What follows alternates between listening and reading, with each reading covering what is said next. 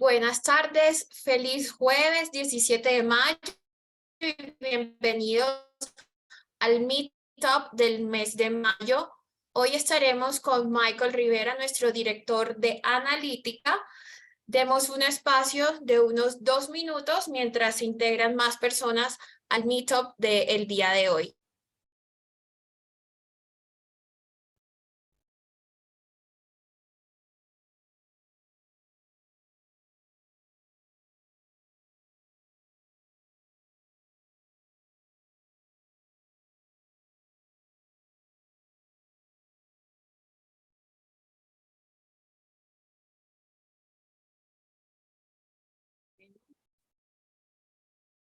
Ya van llegando más personas al Meetup del día de hoy. Como les venía diciendo, estaremos con Michael Rivera, que nos hablará de cómo hackear con inteligencia artificial, acelerando la búsqueda de vulnerabilidades. Como siempre, para el desarrollo de nuestro Meetup, vamos a realizar las preguntas a través del chat de Q&A o sección de preguntas y estas serán respondidas al final del evento. Igualmente, siempre queremos mejorar, por lo cual al final de la presentación les invitamos a diligenciar una breve encuesta y evaluar este webinario. Al evaluar esta encuesta, recibirán una copia de esta presentación en su correo electrónico e igualmente participarán para la rifa de un gift card de Amazon. Michael, te damos la bienvenida. Adelante. Muchas gracias, Ale. Bueno, como Ale ya les mencionó, yo soy Michael Rivera, soy el director de analítica dentro de Fluid Attacks y hoy vamos a hablar un poquito acerca de cómo utilizar inteligencia artificial para hackear más rápido. Entonces, vamos a dar una breve introducción acerca del contenido que vamos a ver hoy. Vamos a empezar por el problema que nos lleva a utilizar este tipo de herramientas para apoyar nuestro proceso de hacking. Luego vamos a hablar un poquito acerca de qué es la detección automática de hacking y nos vamos a dar cuenta por qué por qué en esta ocasión nosotros elegimos tomar otro camino al que parecería más obvio. Luego vamos a hablar un poquito acerca de nuestra propuesta de modelo, vamos a hablar cómo se construye, qué es lo que estudiamos, cuál es el objetivo, y vamos a terminar hablando acerca un poquito de cómo hay otra alternativa al uso de inteligencia artificial para encontrar vulnerabilidades, en cambio, cómo lo utilizamos nosotros para potenciar a los hackers humanos. Vamos a hablar un poquito acerca de cómo este modelo está haciendo impacto dentro de Fluid Attacks y dentro de nuestra operación diaria. Vamos a hablar un poquito acerca de conclusiones, retos que nos llevan a un trabajo futuro, pues, a desarrollar y a cosas que estamos haciendo ahorita. Y vamos a terminar con una sección de preguntas. Entonces empecemos con el problema. Y el problema es, ¿dónde busco vulnerabilidades? Nosotros como una empresa de hacking, el objetivo que tenemos es encontrar todas las vulnerabilidades posibles en el menor tiempo que sea posible. Esto es un reto supremamente grande porque literalmente lo que nosotros hacemos es buscar una aguja en un pajar. Vamos a ponernos un poquito en los zapatos de un hacker de Fluid que está enfrentado contra muchos sistemas que cada uno tiene prácticamente, puede tener cientos de archivos y pueden sumar millones de líneas de código. La pregunta que uno se hace es, hey, ¿por dónde empiezo? ¿Por dónde empiezo a hackear? Es una pregunta bastante difícil porque asimilar la estructura de un sistema, las relaciones entre los diferentes componentes toma bastante tiempo. Entonces, empieza a hacerse más importante este valor que nosotros tenemos de encontrar las vulnerabilidades rápido, porque eso nos permite a nosotros disminuir el tiempo de exposición de nuestros clientes. Entonces, lo que queremos es acelerar ese proceso. ¿Cómo hacemos que nuestros hackers empiecen a encontrar vulnerabilidades más rápido? ¿O cómo encontramos vulnerabilidades más rápido usando cualquier forma que esté a nuestra disposición? Para aumentar esta velocidad de detección tenemos dos alternativas. Una es utilizar herramientas de cualquier naturaleza que nos permitan hacer detección de vulnerabilidades de forma automática. Hay escáneres en el mercado, hay modelos de inteligencia artificial que ya están empezando a buscar hacer esto, pero también hay otra forma y es potenciar a los hackers. Cómo hacer que nuestros hackers humanos sean capaces de encontrar vulnerabilidades de una forma más rápida. Entonces, hay ventajas y desventajas pues en cada una de las decisiones. Por el lado de la detección automática tenemos la ventaja de que es supremamente rápido. Desafortunadamente los humanos no somos tan rápidos como las máquinas para analizar archivos, para leer código, y nunca vamos a estar a la par pues, de un sistema automatizado en términos de velocidad. Eso implica que es barato, podemos analizar mucho código en muy poquito tiempo, y eso en realidad reduce los costos pues, para cualquiera que quiera acceder a este tipo de herramientas. El problema con esto es que es menos preciso. Como vamos a ver más adelante, los sistemas automáticos no tienen la capacidad de, por ejemplo, explotar vectores de ataque muy complejos o de unir distintas vulnerabilidades para encontrar vectores súper sofisticados que permitan elevar pues, el potencial de riesgo de las vulnerabilidades aún más. Por el otro lado, tenemos la opción de potenciar a los hackers. Una desventaja es que comparado con la opción de las máquinas es más lento, pues. Aún tenemos hackers humanos que tienen las limitaciones que tenemos todos, limitaciones de tiempo, de capacidad de procesamiento, todo este tipo de cosas. Por ende es más caro, pagar un humano es generalmente más caro que poner a correr una máquina, pero tienen la gran ventaja de que es mucho, mucho más preciso. Entonces acuérdense de que nosotros no solo queremos aumentar la velocidad bueno, no solo queremos detectar las vulnerabilidades rápido, sino que queremos detectarlas todas. Entonces también es un criterio a tener en consideración cuando tomamos una decisión. Queremos hacer cosas muy rápido, pero poco precisas, o queremos hacerlas un poquito más lento, pero tener niveles de precisión un poquito más altos. Entonces, esta es la dicotomía a la que nos enfrentamos. Hoy les voy a hablar acerca de cómo potenciar a los hackers. Como vamos a ver más adelante, creo que la conclusión es necesitamos ambas, pero eso ya lo veremos a continuación. Entonces, les voy a hablar un poquito acerca de la detección automática. Y un poquito acerca del Machine Learning para detectar las vulnerabilidades.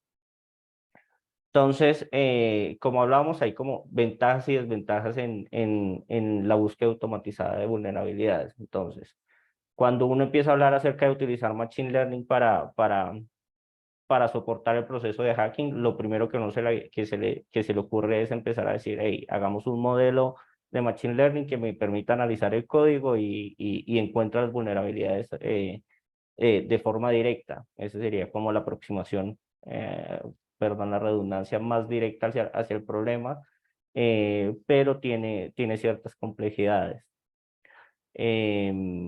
Una de las complejidades, por ejemplo, ya la mencionaba hace un rato, es que es muy difícil para un modelo de Machine Learning reconocer relación entre vulnerabilidades y escalar, y combinarlas para poder escalar estas vulnerabilidades y generar vectores de ataque más complejos. Eso es una debilidad que tienen los modelos. Otra es que difícilmente van a poder decirte en qué fracción de tu código está la vulnerabilidad. Es un poquito desafiante para este tipo de modelos. Son muy rígidos y no permiten que no permiten la adaptación a la lógica de negocio. Entonces no se pueden adaptar a las necesidades de los clientes, sino que son estructuras rígidas pues que funcionan muchas veces sin saber los desarrolladores cómo funciona por detrás. Lo que se ha visto en la práctica es que tienen comparativamente, cuando uno lo compara con un hacker humano, tasas mucho más altas de falsos positivos y falsos negativos, entonces son menos precisas. Tienen a su vez unas ventajas, como ya las mencionaba, son muy veloces, permiten hacer reporte de forma automática, se configuran de forma muy fácil y eso implica, todo esto anterior implica que el costo va a ser mucho menor, entonces la inversión va a ser baja. Hay otras limitaciones y es que para que un modelo de Machine Learning funcione muy bien necesitamos muchísimos datos.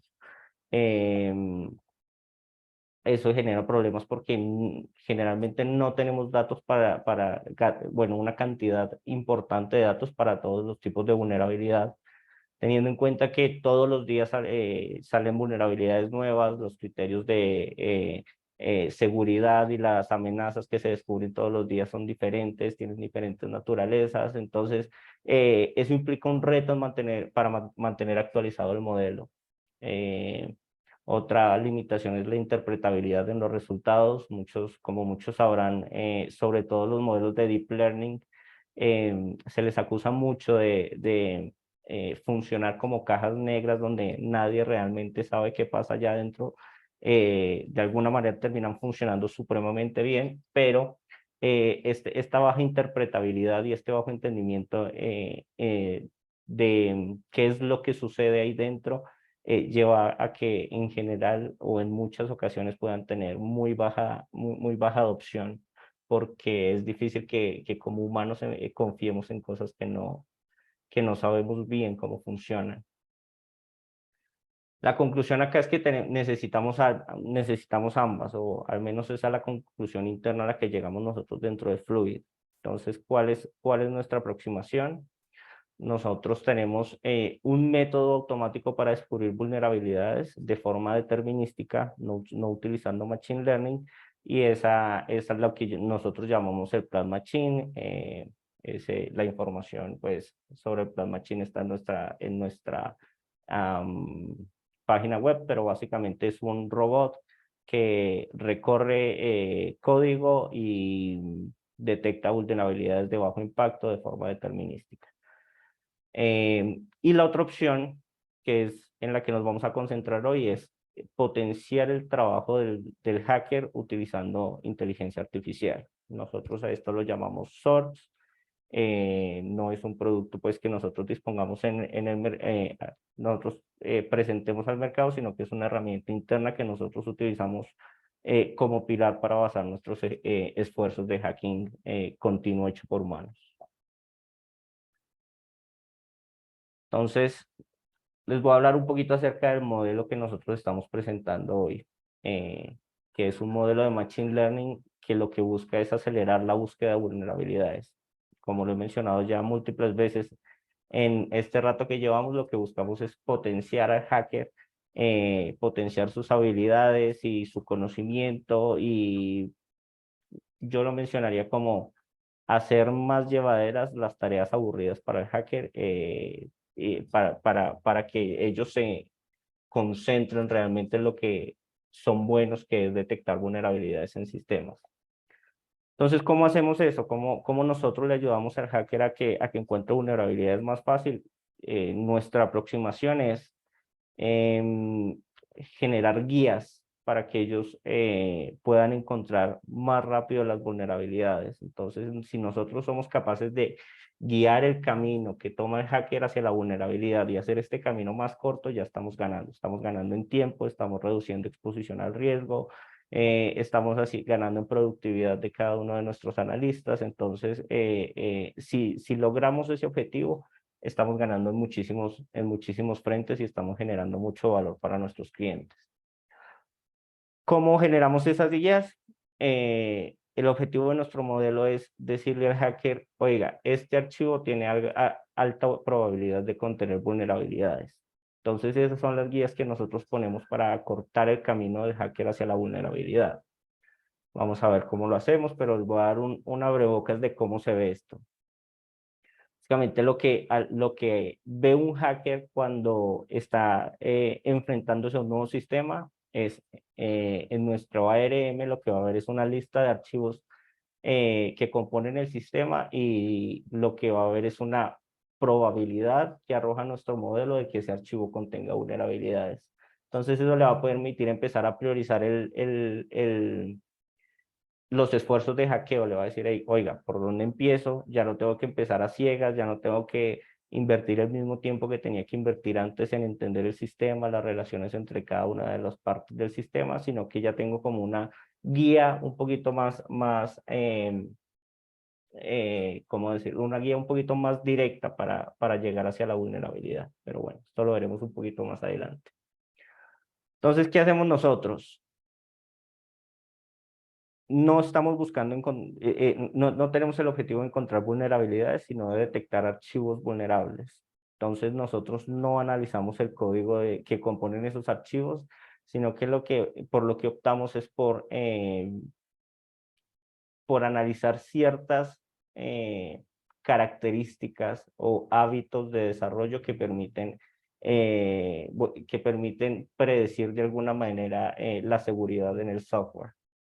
Entonces, ¿qué ventaja tiene esto? Que tenemos un modelo que es agnóstico al lenguaje, entonces no tenemos que analizar código de Python, ni código de Java, ni código de JavaScript, sino que tenemos un modelo que se adapta a cualquier tipo de lenguaje de programación en el que se esté desarrollando, y esto genera mucha simpleza en la implementación y en el mantenimiento del modelo. Entonces, algunas de las características que nosotros utilizamos y algunos de los hábitos, como mencionaba, de desarrollo que encontramos que son predictores de vulnerabilidades en los archivos, son algunos como estos, como el número de commits que se hace en el archivo, el número de autores que contribuyen a la construcción del archivo, la cantidad de commits que se han hecho después de la medianoche. Por ejemplo, si hay contribuyentes en el repositorio que son muy poco frecuentes, o sea, que contribuyen muy poco en el repositorio, pero son activos recientemente en el archivo, eso también es como un flag de, hey, tenga cuidado que acá puede pasar algo raro. El número de líneas, si son archivos muy largos, hemos encontrado pues que hay mayor probabilidad de que contenga vulnerabilidades. Si los commits que se hacen dentro del archivo tienen muchísimas deltas, también lo calificamos como algo de cuidado. Es muy fácil que se me cuele una vulnerabilidad pues cuando los cambios se suelen hacer de forma grande y cuando son muy grandes esos cambios. Y otro, por ejemplo, es la frecuencia de los commits, qué tan seguido se hace commit pues al archivo. También encontramos que tiene como poder predictivo para identificar la probabilidad de contener vulnerabilidades. Más o menos el proceso que nosotros seguimos, a grosso modo, es construimos una base de datos sacando información de dos partes. Una está en nuestro sistema ARM, donde nosotros tenemos registro de los archivos vulnerables, de las vulnerabilidades que hemos encontrado, y otra parte del dataset, que son los features, salen de Git, como les había mencionado. Entonces nosotros somos capaces de rastrear pues las características que les mencionaba antes, otras adicionales, y armar un dataset que es el clásico dataset que vemos nosotros en Machine Learning, que tiene sus features o sus características y tiene sus labels para poder armar un modelo de clasificación tradicional. Entonces, con estas dos fuentes de datos construimos un dataset al cual nosotros le aplicamos cierta limpieza. Lo que se hace usualmente es separar el dataset entre un set de pruebas y un set de entrenamiento. Como se imaginarán ustedes, y veremos un poquito más adelante con cifras, los archivos no vulnerables tienden a ser muchos más que los archivos vulnerables. Entonces, esto implica unos desafíos adicionales en términos del entrenamiento del modelo. Por ejemplo,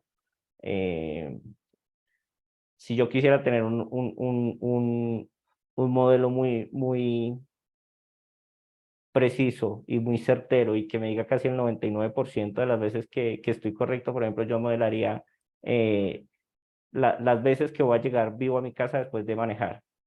Y mi modelo va a ser eh, simplemente un resultado que diga va a llegar vivo. Entonces el 99% de las veces voy a llegar vivo a mi casa. Entonces, cuando uno se encuentra con estos datasets imbalanceados, como por ejemplo el caso que les ponía, o por ejemplo un identificador de spam en un sistema de correos electrónicos donde los correos con spam son relativamente pequeños comparados con la escala normal de los correos lícitos. Tenemos ciertos retos para medir la precisión, entonces tenemos que tener técnicas específicas pues para manejar. La que nosotros utilizamos se llama upsampling, que es básicamente, supongamos que por cada archivo vulnerable que nosotros tenemos 5 archivos no vulnerables. Entonces lo que nosotros hacemos es, de forma aleatoria, generar duplicados aleatorios de los archivos vulnerables, de tal manera que cuando nosotros armemos un dataset para entrenamiento tengamos la misma cantidad de archivos vulnerables y no vulnerables, aun cuando los vulnerables son duplicados pues aleatorios que tenemos de nuestra muestra. Después de realizar este proceso de tratamiento de datos y de limpieza, pasamos a la fase de modelos. Nosotros utilizamos una librería que se llama scikit-learn para construir nuestros modelos, y lo que hacemos es hacer como nosotros tenemos 10 tipos de modelos diferentes.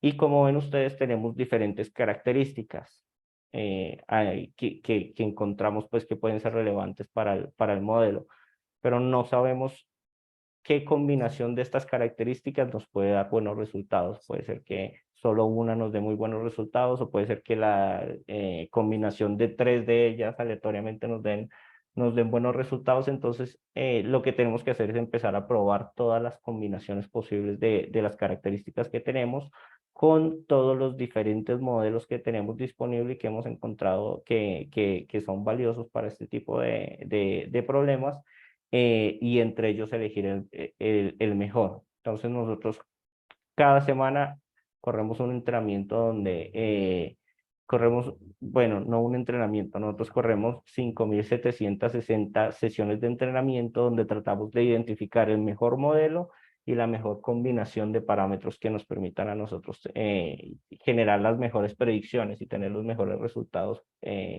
para el problema en cuestión. Luego pasamos a una fase de evaluación. Entonces, nosotros para la fase de evaluación, lo que hacemos es utilizar, ¿se acuerdan que les dije hace un ratico que nosotros dividíamos el set de entrenamientos entre un dataset de entrenamiento y otro de pruebas? Pues ahora la parte de pruebas es la que utilizamos para hacer la evaluación. Esto, como muchos de ustedes sabrán, es una práctica común y recomendada dentro del mundo del Machine Learning, porque lo que nos permite es identificar cuál es la capacidad de nuestro modelo de generalizar en datos para los cuales no fue entrenado. Entonces, agarramos datos que nuestro modelo jamás ha visto, y sobre estos datos es que realmente vemos cuál es el performance del modelo. Normalmente cuando uno mira modelos de Machine Learning, hay un indicador que se utiliza mucho, que es el accuracy, que básicamente es cuántas cosas intenté predecir y cuántas de esas tuve bien, las predecí bien. Entonces, esa es la forma estándar de medir. Pero para para problemas con datos imbalanceados como los tenemos nosotros, hay otras métricas que son diferentes y mucho más precisas para este tipo de tareas. Entonces les voy a explicar un poquito de cuál es la métrica que nosotros utilizamos. Acá la tenemos. Entonces nosotros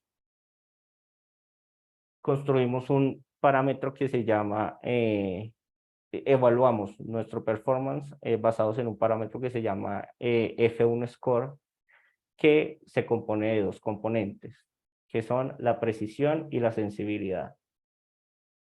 Entonces, estos 2 criterios lo que me dicen en palabras muy comunes para que se entienda muy bien, y es la precisión. Lo que me dice es cuánto de lo que yo dije que realmente que era una vulnerabilidad realmente era vulnerable. Entonces, cuántas veces, en proporción, cuántas veces estoy diciendo la verdad. Esta medida es la precisión. Por el lado de la sensibilidad, lo que decimos es cuánto de lo que realmente era vulnerable fui capaz de detectar. Entonces, cuántas omisiones estoy teniendo. Y el F1 Score lo que hace es construir un promedio, una media armónica entre estos dos indicadores para generar un resultado final. Les voy a hablar un poquito acerca del dataset que nosotros tenemos. Nosotros normalmente habíamos estado trabajando con un dataset de 75.000 hasta 90.000 archivos. Hacíamos los entrenamientos cada semana, pero esto era porque antes teníamos la decisión de conservar un dataset balanceado. Entonces nosotros teníamos la misma cantidad de archivos vulnerables y no vulnerables. Luego vimos que estábamos perdiendo una oportunidad muy valiosa y estábamos perdiendo información que había en muchos archivos no vulnerables que no estábamos utilizando simplemente por decisión. Entonces, como ven ustedes en esta subida, a partir como del 24-25 de abril, decidimos utilizar todos los archivos que teníamos a disposición y tratar el tema del desbalanceamiento de otras maneras, algunas como ya se las mencioné anteriormente. Lo que tenemos hoy son 407.000 archivos, de los cuales 83.000 son vulnerables y de ellos, y el restante, los 324.000 restantes son archivos no vulnerables. Entonces acá podemos ver un poquito más la magnitud del desbalanceamiento de datos y podemos ver como un poquito más adelante la decisión de utilizar todos los archivos nos generó pues, un buen resultado que vamos a ver un poquito ahorita. Justamente acá. Entonces, nosotros con esta decisión que tomamos de utilizar todos los archivos que tenemos a disposición, encontramos una precisión del 92%. Acordémonos que la precisión es en proporción cuántas veces digo la verdad, pues cuánto de lo que digo es verdad, es verdadero, cuánto de lo que detecto como vulnerable realmente lo era. En esa medida tenemos un 92%. Y tenemos también un recall, lo llamamos acá, que antes lo llamábamos sensibilidad, que del 98%, que en general lo que nos dice es cuánto de lo que realmente era vulnerable pude detectar. Entonces, acá lo que vemos es que tenemos muy poquitas omisiones, no se nos escapan casi archivos vulnerables. Y el F1 Score es un promedio un poquito más especial que el promedio aritmético entre estas dos medidas. Entonces, ahorita estamos teniendo un modelo bastante robusto con un accuracy bastante alto, con una capacidad de decir la verdad muy alta y muy bajitas omisiones.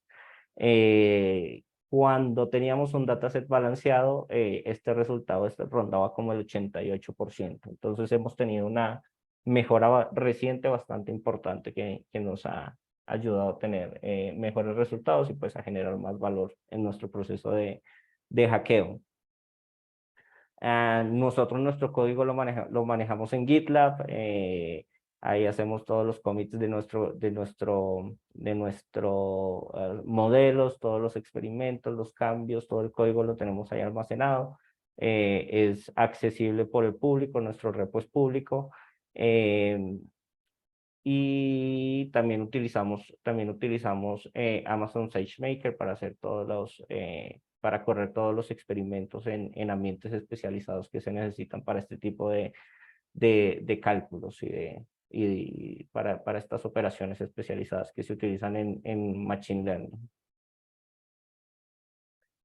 Voy a hablarles un poquito ahora acerca del uso que le damos nosotros a nuestro modelo dentro de Machine Learning, dentro de Fluid Attacks y realmente cómo está impactando nuestro servicio todos los días.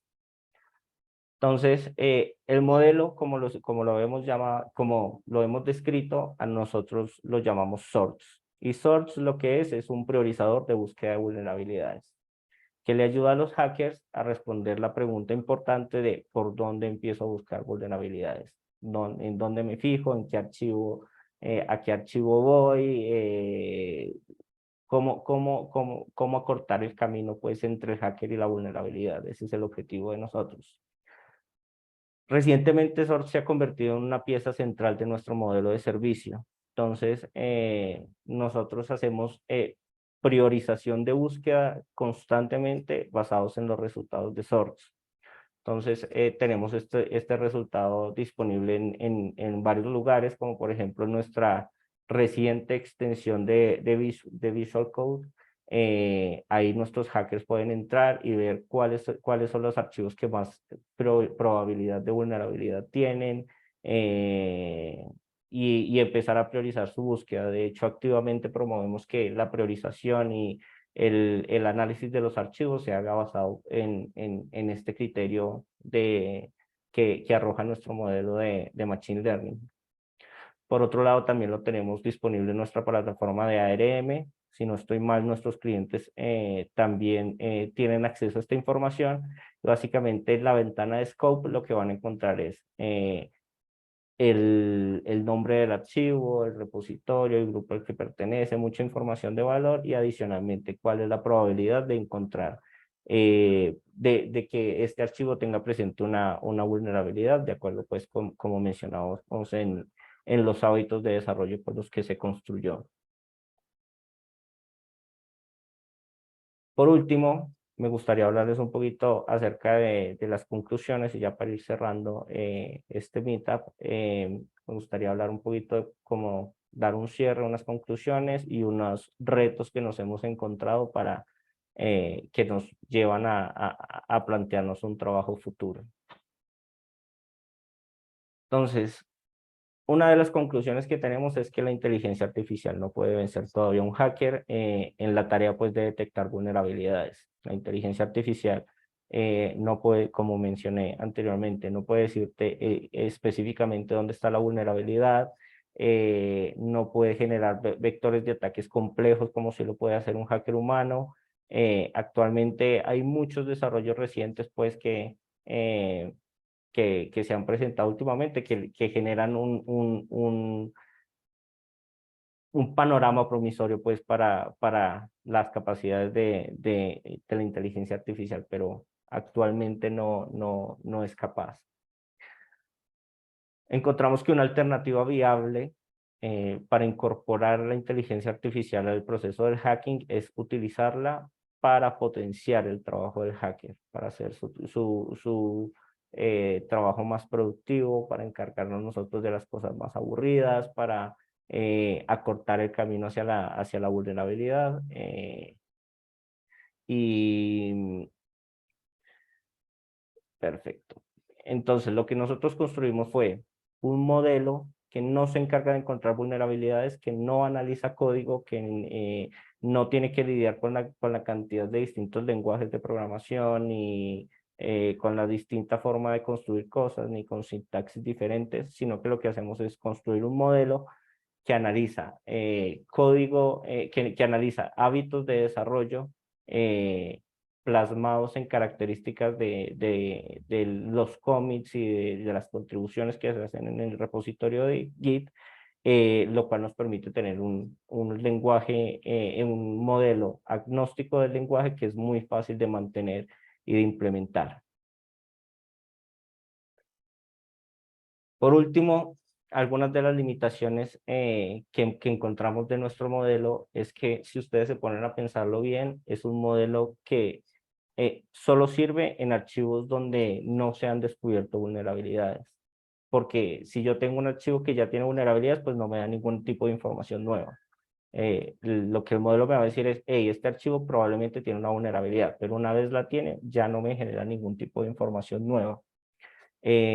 Para esto hemos estado trabajando en otro tipo de modelos que se basan más en estadística de probabilidad condicional para generar valor en este tipo de situaciones.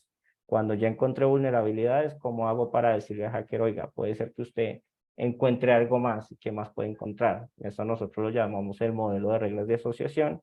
que es cuestión de otro mitad. Y otro tipo de decisiones que tenemos que tomar, por ejemplo, ¿qué es más grave?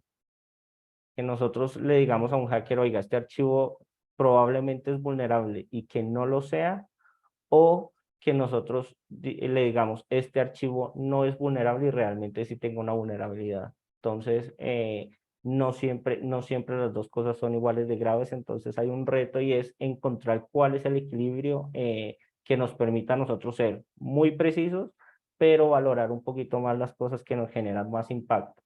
Me preguntan a mí, yo creo que es más grave decirle a un hacker no revise un archivo que es vulnerable, porque esto genera mucho mayor tiempo de exposición, le estamos indicando al hacker que vaya pues en el camino equivocado.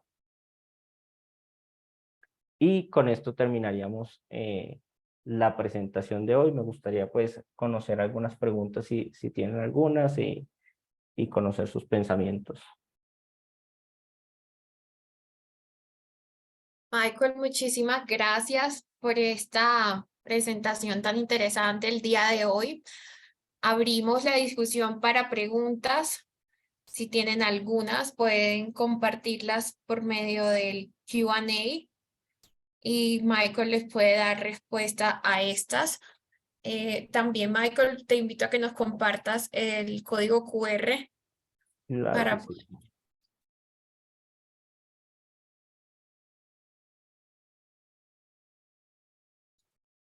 Perfecto, porfa, confírmame si ya lo ves. Sí, perfecto. Jorge Sánchez pregunta. Empecemos con las preguntas. Scikit-learn fue entrenado utilizando el algoritmo del vecino más cercano. No, realmente el, si el K-nearest neighborhood no fue uno de los modelos que nosotros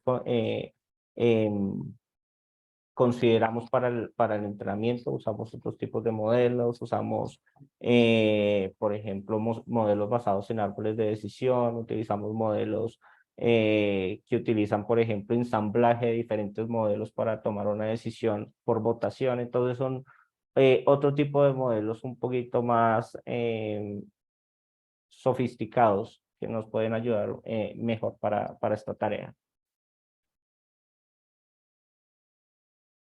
Gracias por esa respuesta, Michael. Siguiente pregunta. Juan Sebastián Díaz Osorio pregunta, buenas tardes. ¿Cómo se comprueba que el modelo está priorizando bien? ¿Qué se usa para verificar el modelo? Perfecto, entonces creo que acá tenemos algo que nos puede ayudar un poquito a responder esta pregunta y es, un segundo, no mentiras, es por acá. Entonces, nosotros uno de los tratamientos que le hacemos al dataset para empezar, para empezar pues el proceso de entrenamiento es dividir el dataset en dos partes. Entonces agarramos una parte que tiene más o menos, debe tener como el 80% de los datos, y esa es la parte que utilizamos para el entrenamiento del modelo. Y otra parte que dejamos como para pruebas y el modelo jamás ve esa información. Entonces, lo que nosotros hacemos al terminar el entrenamiento del modelo es probar los resultados en esta fracción de los datos que el modelo jamás vio. Eso nos permite conocer, pues, conocer la capacidad de generalización del modelo y si es, ¿cómo decirlo? Si es capaz pues de generalizar bien en archivos que nunca ha visto. Entonces, esto es una medida que nos permite a nosotros conocer qué también potencialmente va a priorizar nuestro modelo. Ok. Gracias, Michael, por tu respuesta. Seguimos con las preguntas. Areli Octavio Solís nos pregunta, ¿qué diferencia existe entre eso y el SAST? Ok, yo no soy un experto en hacking, pero una gran diferencia que encontraría acá es que primero, esto no es un algoritmo para encontrar vulnerabilidades, entonces nosotros no hacemos análisis ni de código ni estático, ni dinámico, ni pretendemos hacer ningún tipo de estas operaciones. Nosotros lo que hacemos es analizar hábitos de desarrollo para predecir posibles vulnerabilidades en un archivo, pero esto es independiente del código pues que se tenga.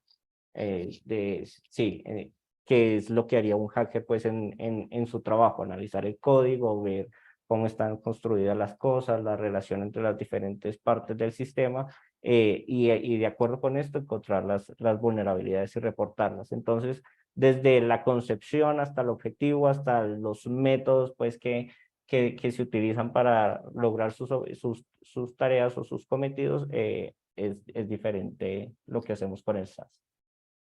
Muchas gracias. Michael, tenemos a Orlando que alza la mano. Le voy a dar autorización para hablar. Adelante, Orlando, pregunta. Gracias. Discúlpame que estaba escribiendo, pero me distraje. Ahorita hablaste en términos de muestra que tenían un índice alto de efectividad en la detección de posibles archivos anómalos o que realmente están cumpliendo con esa expectativa de que hay algo para trabajar prioritariamente. La pregunta va en términos de riesgo, ¿sí?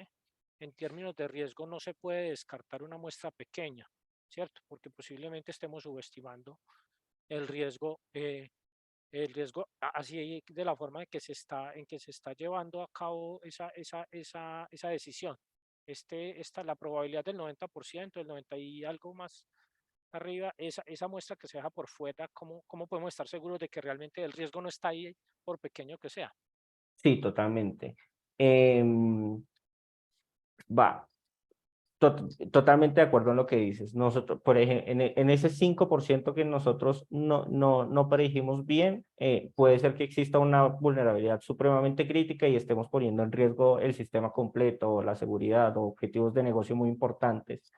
Hay que tener en cuenta que nosotros solo queremos brindar una herramienta para que el hacker priorice, pero no estamos, nuestro objetivo pues no es reemplazar su conocimiento y su noción y todas esas cosas pues que tienen los humanos y los analistas humanos que no tienen las máquinas.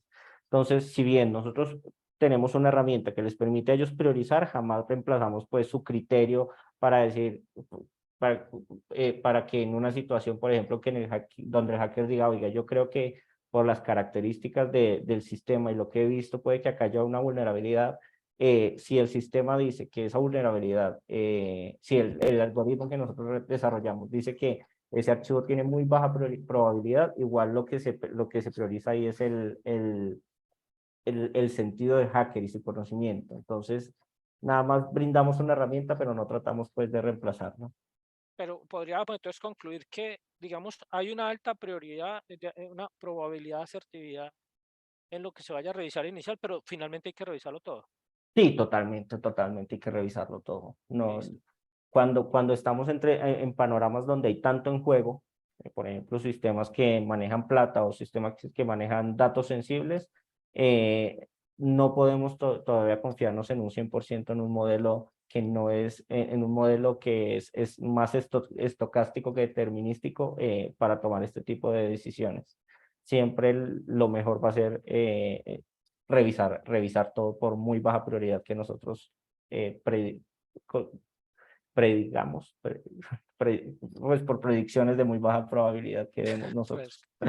vení, otra pregunta que me surgió duda cuando ustedes determinaron variables, ¿cierto? Cuando hablas del número de commits, el número de autores, el número de líneas, y inclusive hablaste de algo que me llamó mucho la atención, de trasnochados o frecuencia de commits. Eso, desde el punto de vista de riesgo cibernético, ¿por qué puede ser una variable realmente más a tener en cuenta que en un error de codificación? Ahí no me quedó muy claro. Si bien es cierto que hablar de trasnochados podría generar cierta alerta, porque esas variables que son más asociadas a fatiga de Sí. desarrollador que pueden llevar más a un error de codificaciones, malas prácticas, ustedes definen o logran llegar a concluir que esas son variables realmente a tener en cuenta. No logré comprender esa relación de seguridad en términos de riesgo con ese modelo. No me quedó muy claro. Déjame parafrasearte a ver si te entendí. Lo que tú dices es, un desarrollador cansado es más probable que cometa errores de código que a que inyecte una vulnerabilidad. Totalmente de acuerdo. Pero si pensamos en cuáles fueron los motivos que los llevaron a cometer esos errores de codificación, yo creería que también esos mismos determinantes hacen más posible que genere inyección de alguna vulnerabilidad, que tenga menos cuidado con el perfeccionamiento del código o las implicaciones del código que está introduciendo en el archivo. La fatiga sí puede generar como ese tipo de situaciones donde hey, yo no soy tan cuidadoso con lo que estoy haciendo por la misma fatiga que tengo, y eso puede desencadenar en, en prácticas deficientes de seguridad que lleven a cometer esa clase de errores. Nosotros inicialmente lo que hicimos fue proponer diferentes características que podrían llevar a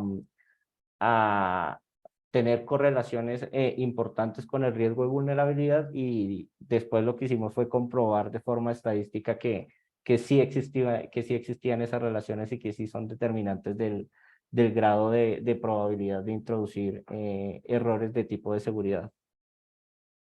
Bueno, y la última pregunta, para no volverme monótono, es el tema de gravedad en la identificación de ese riesgo. Si bien es Sí, riesgo, pues al final hay que priorizar, ¿cierto? Porque pues, pueden identificarse en términos de alto, medio, bajo, muy grave, etcétera, etcétera, probabilidades de a qué le debo trabajar, porque pues si bien el modelo me entrega a mí, enfócate en esto, pues es enfócate, aunque sea poco, que es finalmente lo que debe salir, pues qué, qué tan qué tan efectivo es en priorizar la realidad que le tengo que dar en términos de velocidad, como lo definiste desde el principio. Tenemos que ser veloces y encontrar el mayor número de vulnerabilidades, pero esa velocidad tiene que ir de la mano con asertividad, ¿cierto? sí. En trabajar en lo más efectivo. ¿Cómo se logra esto aquí con el modelo o no se contempla? Porque No, no veía eso. eso es totalmente una limitación que tenemos dentro del modelo, porque es información que no podemos saber ex ante. Nosotros no podemos saber antes de revisar cuál es la criticidad pues, que puede tener una vulnerabilidad en cierto archivo. Entonces, esa es una limitación que nosotros tenemos, y algo que es oscuro para nosotros, que no conocemos hasta que entra un hacker y manualmente detecta la vulnerabilidad y pues la gravedad de la misma. Nosotros actualmente no podemos hacer predicciones basadas en potencial de criticidad porque no tenemos acceso a esa información. Como te digo, nosotros no analizamos el código, entonces es difícil llegar a ese tipo de conclusiones con este planteamiento que tenemos nosotros acá. Tal vez otro tipo de aproximaciones sí sean capaces de llegar a ese nivel de detalle. Ok, excelente, felicitaciones, buen modelo, gracias. Muchas gracias. Gracias, Orlando. Seguimos con las preguntas. Michael, Jonathan Herrera nos pregunta, ¿cuáles serían unas limitantes actuales que ustedes considerarían harían que sigan necesitándose de un humano al frente de la búsqueda de vulnerabilidades? Bueno, son muchísimas, voy a mencionarte yo las que creo que son más importantes. Primero, el panorama de seguridad evoluciona todos los días, entonces todos los días hay técnicas diferentes para encontrar vulnerabilidades, para explotar cierto tipo de debilidades. Todos los días se desarrollan cosas nuevas, y es realmente difícil para un modelo estar entrenado y actualizado todo el tiempo con este tipo de tendencias. Entonces, seguirle el paso a la comunidad es muy difícil para el modelo cuando nosotros necesitamos una cantidad muy grande de datos y sí, de observaciones que que permitan que el modelo aprenda pues a replicar ese tipo de cosas. Entonces, esa es una. La velocidad de entrenamiento no puede seguirle la par a la comunidad. Segundo,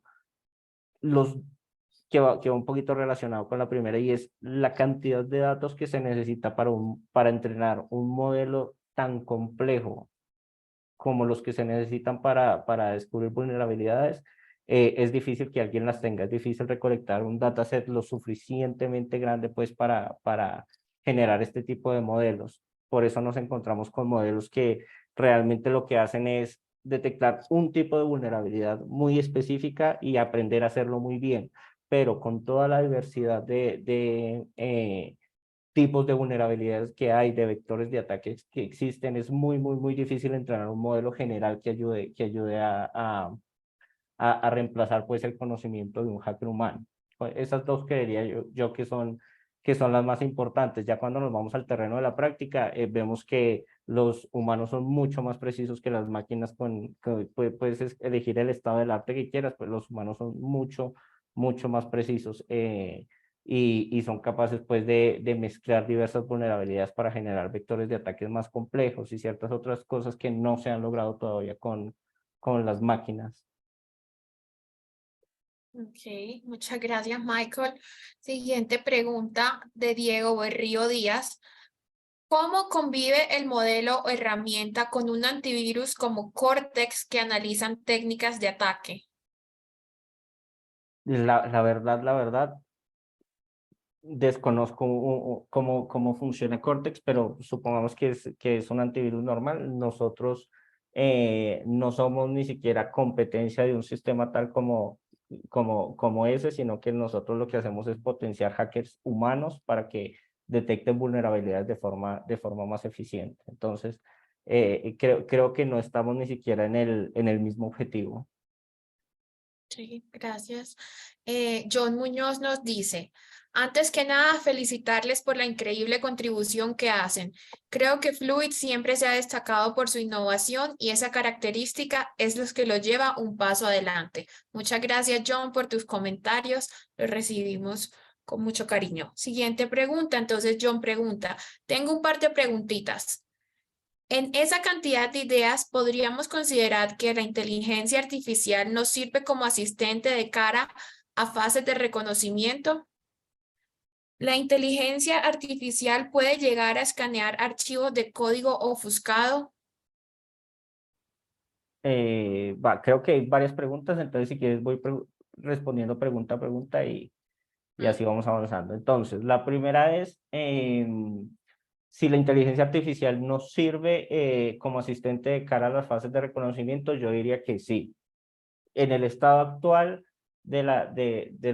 sí, en el estado actual de la inteligencia artificial, yo considero que para lo que sirve es para hacer las tareas que son aburridas para el hacker. Entonces yo utilizaría inteligencia artificial para fases de reconocimiento, tal como lo expusimos hoy acá, para diligenciamiento de reportes, para ese tipo de tareas que son tediosas para el hacker y lo alejan del trabajo para el que él realmente es bueno, que es encontrar debilidades en sistemas. Entonces, totalmente de acuerdo. La segunda que mencionaste era si la inteligencia artificial puede escanear archivos de código ofuscado. La verdad, no estoy seguro. No estoy seguro. Me anoto tu correo o tu contacto y busco la respuesta y te la comparto porque realmente no la conozco en este momento. La siguiente pregunta, Michael, dice, ¿los resultados guardan algún estado de los archivos escaneados? Es decir, si ese archivo en cuestión es corregido y se vuelve a escanear, ¿el resultado se verá reflejado de nuevo? Sí, eso es otra de las limitantes que tenemos ahorita mismo.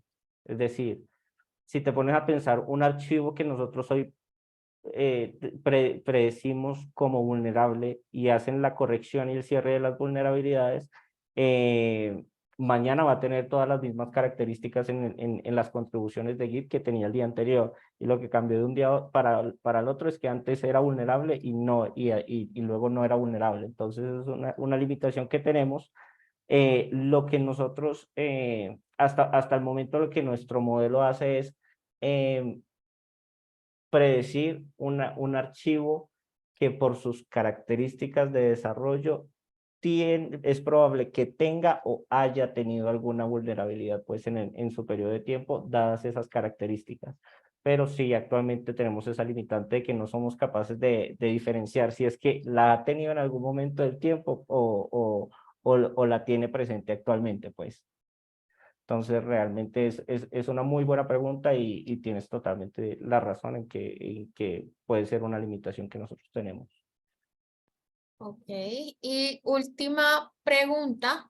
Al igual que en la búsqueda automatizada de vulnerabilidades, ¿qué posibilidad hay de que en base a esos mismos patrones que detecta vulnerables, pueda también sugerir las soluciones a esas vulnerabilidades que ha reconocido, teniendo en cuenta que ya hay un modelo entrenado con datos repetitivos?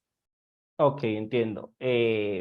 Desafortunadamente, para un modelo con el planteamiento que nosotros tenemos es imposible que haga eso, porque ten en cuenta que nosotros no analizamos código. Entonces, nosotros no tenemos noción pues de la estructura, de cómo está construido el sistema, ni nada de eso, sino que nosotros lo que analizamos son hábitos de desarrollo que permiten identificar probabilidad de que haya o en algún momento vaya a haber alguna vulnerabilidad, pues teniendo en cuenta esos em, hábitos pues con los que se construyó. Entonces, sin este contexto del código, sin saber cómo está construido, es muy difícil que un modelo como este permita hacer remediación de ningún tipo. Ok, muchísimas gracias, Michael, por tu respuesta a las preguntas de John. Seguimos con Jonathan Herrera. Dice, si pensamos revisando nuestro pasado cercano, donde AlphaGo de DeepMind creó una nueva forma de algoritmo que aprendía como un niño y pudo vencer al campeón del mundo o ChatGPT que usa transformadores en redes neuronales recurrentes, podríamos decir que un acercamiento diferente a este problema de usar inteligencia artificial para la detección de vulnerabilidades generaría en un futuro cercano una solución que solo requiera un humano para su revisión. Yo creo que indudablemente vamos a llegar allá. Lo que no sé es si va a ser en un futuro cercano. Ten en cuenta que en estos modelos de inteligencia artificial hay dos cosas que siempre están como en disputa. Y la primera es la complejidad del modelo o de la tarea que se quiere solucionar, y la segunda es la cantidad de datos disponibles que tenemos. Uno de los problemas que tenemos en ciberseguridad es que no hemos sido capaces de generar esas bases de datos tan masivas como las que puede utilizar un modelo como por ejemplo el que está detrás ay, se me fue el nombre, de ChatGPT o ese tipo de modelos que estamos viendo ahorita muy de moda. No hemos sido capaces de consolidar esas bases de datos tan gigantes que requieren que se requieren para entrenar una tarea tan compleja como la de encontrar vulnerabilidades. Tenemos otro tipo de complejidades como por ejemplo, no es lo mismo analizar un código de Python que de Java, la construcción se hace diferente, la sintaxis es diferente, la semántica es diferente, entonces hay muchos retos que yo creo que todavía no tenemos los datos para solucionarlo, pero eventualmente sí podemos llegar allá porque la evolución de estos sistemas de inteligencia artificial es vertiginosa, cada día vemos cosas nuevas y cada día nos sorprendemos más pues de lo que pueden hacer. Así es cierto, Michael. Bueno, sigamos con muchas gracias por esa respuesta y seguimos con una pregunta de Gerardo. Gerardo nos pregunta, ¿cuántos de tus clientes están utilizando Swords actualmente y cuáles han sido los resultados? Ok, Gerardo, muchas gracias por tu pregunta. Actualmente, Source no es una herramienta que nosotros presentemos para que la utilicen los clientes, sino que es más una herramienta interna que utilizan nuestros hackers para hacer la priorización de sus, de sus análisis, pues, de sus búsquedas. Si bien el objetivo de Source inicialmente fue ese, ayudarle a los hackers a hacer de forma más eficiente su trabajo, sí estamos trabajando en otras cositas, como por ejemplo, en utilizar el modelo de Source para decirle a un cliente, para decirle a los desarrolladores de los clientes, si el commit que está utilizando, que está haciendo actualmente tiene los criterios de seguridad pertinentes, o en qué probabilidad está aumentando en qué margen está aumentando la probabilidad pues de inyectar una vulnerabilidad en el código. Entonces son cositas que estamos trabajando de cara al futuro, pero actualmente no las tenemos disponibles. Gracias, Michael, por esa respuesta, por clarificar ahí eso. Siguiente pregunta de parte de David. ¿Cómo funcionaría una futura integración de este modelo con supermodelos como ChatGPT? No lo había pensado todavía, no lo había pensado, pero tal vez de la mano con lo que decía ahorita de hacer como una especie como de sistema de recomendación que se puede integrar en el GitHub o en el ciclo de desarrollo del cliente de alguna manera, que le permita decir, oiga, por los hábitos de desarrollo que usted ha tenido en la construcción de este archivo, es probable de cierta manera pues que usted vaya a tener a inyectar una vulnerabilidad, pero pues es una pregunta bastante difícil a la cual no le hemos dedicado el tiempo que merece. Ok, bueno, gracias. Siguiente pregunta anónima. Anteriormente mencionaste que duplican los archivos que tienen vulnerabilidades y archivos que no las tienen. Al momento de entrenar el modelo, ¿aportan valor esos archivos? Al momento de Sí, entrenar el modelo, sí. sí, realmente esos archivos, aunque sean duplicados, han ayudado a contribuir el modelo. Eh, en nuestro caso, empíricamente lo hemos encontrado. En otras circunstancias, como por ejemplo en entrenamiento de algoritmos de visualización, lo que hacen es hacer ligeras modificaciones a esos inputs para que el modelo aprenda más efectivamente acerca de ciertas características. Entiendo lo que dices, y es que cuando uno lo piensa como que si le estoy presentando dos veces lo mismo, no debería generar ningún valor la segunda vez que se lo presento, pero empíricamente hemos encontrado que sí lo hace. Sí hemos tenido mejores resultados cuando duplicamos aleatoriamente estos archivos que cuando solo los presentamos una vez. Gracias por tu respuesta, Michael. Y seguimos con una pregunta de Orlando. Orlando nos pregunta, ¿se ha evaluado el nivel de efectividad del modelo por industria? ¿Se obtiene el mismo indicador de efectividad? No, desafortunadamente no hemos hecho ese tipo de estudios, pero creería yo que los hábitos de desarrollo son agnósticos al tipo de industria. Yo creería que el cuidado que se tiene cuando se desarrolla, las buenas prácticas de desarrollo son agnósticas pues al tipo de industria en la que se está. Ok, gracias. Y John nos pregunta o nos hace otra preguntita que se le acaba de ocurrir y dice, al escanear la metodología del desarrollador, ¿puede correlacionarse con los paradigmas de programación a la que se deberían ceñir? Amén del código obsoleto que vaya quedando, a medida del código obsoleto que vaya quedando.